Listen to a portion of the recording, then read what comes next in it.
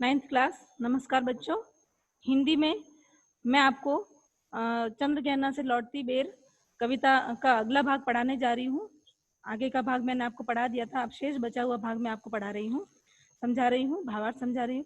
हमने इस कविता में पढ़ा था कि चंद्रगहना नामक स्थान से लौटते वक्त किसान ने गांवों का दृश्य देखा और गांवों के आसपास जो खेतों का दृश्य था उसको देखा, प्रवाह की प्राकृतिक सुषमा को देखा। तो किसान कवि के मन का किसान जाग उठा और उसके मन से खेतों के प्रति और वहां के जो वातावरण के प्रति जो उसके मन में जो भाव थे वो जाग उठे। अब देखिए, कवि ने हमें बताया था कि तालाब का गांव के आसपास में तालाब बना हुआ है। उस तालाब में छोटी छोटी घास उगी हुई है, तालाब के किनारे पर पत्थर पड़े हुए हैं।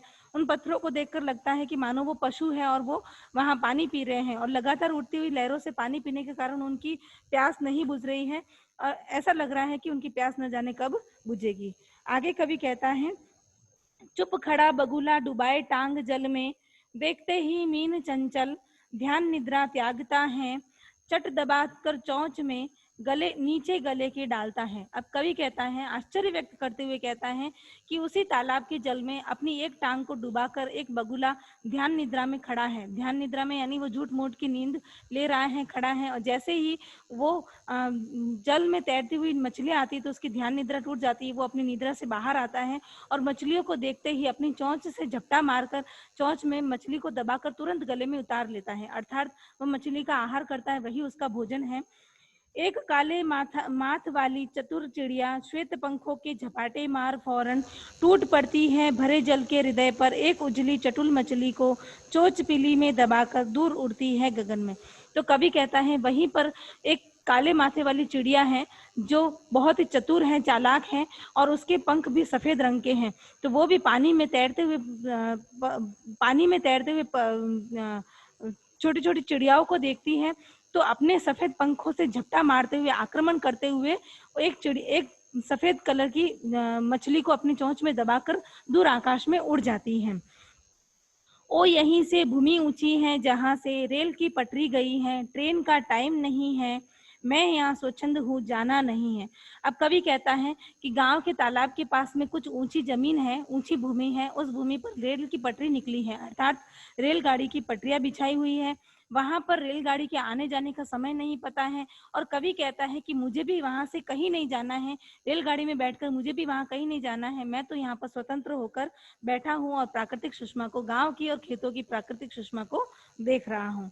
चित्रकूट की अनगढ़ चौड़ी कम ऊंची ऊंची पहाड़ियां दूर दिशाओं तक फैली है बांझ भूमि पर। कवि कहता है, इधर इधर उधर रीवा के पेड़ कांटेदार कुरूप खड़े हैं।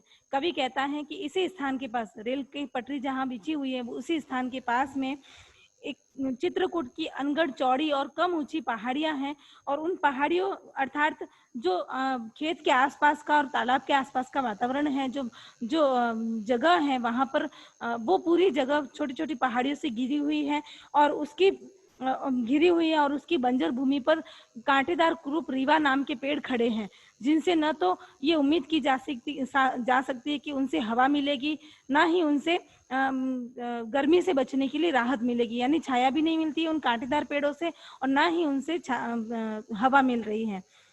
सुन पड़ता है मीठा मीठा रस टपकाता, सुग्गे का स्वर टें टें सुन पड़ता है।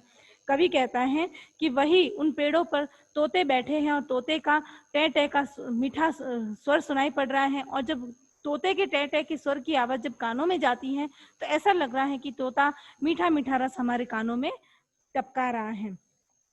वनस्थली का हृदय चिड़ता उठता गिरता सारस काटवर टीटो टीटो मन होता है उड़ जाऊं मैं, पर फैलाए सारस के संग जहां जुगल जोड़ी रहती है हरे हरे हरे खेत में, सच्ची प्रेम कहानी सुन लूं छुपे छुपे। अब कवि कहता है कि वहीं दूर दूर वनस्थली यानी वन के क्षेत्र में दूर दूसरी ओर से मुझे सारस के टिटो टिटो का स्वर सुनाई दे रहा है। सारस का एक जोड़ा है जो उड़ता उड़ता आया है वहां पर और उनके टिटो टिटो का स्वर सुनाई दे रहा है और कवि कह रहा है कि जो दूर से ये सारस के जोड़े की जो ध्वनि सुनाई दे रही है उसको सुनकर मेरा मन बहुत हर्षित हो रहा है, अर्थात कवि का मन प्रेम से मग्न हो रहे हैं और उसका मन करता है कि मैं भी पंख लगा लूं, मुझे भी कहीं से पंख मिल जाए और पंख लगाकर सारस के जोड़े के साथ में उड़ जाऊं, और जिस जगह पर खेत में सारस का जोड़ा बैठकर प्रेम भरी चुपके चुपके प्रेम भरी जो बातें करेगा, उन प्रेम भरी बातों को मैं भी चुपके चुपके सुन लूं, ऐसा मेरा मन हो रहा है। बच्चों, ये कविता यहीं समाप्त होती है।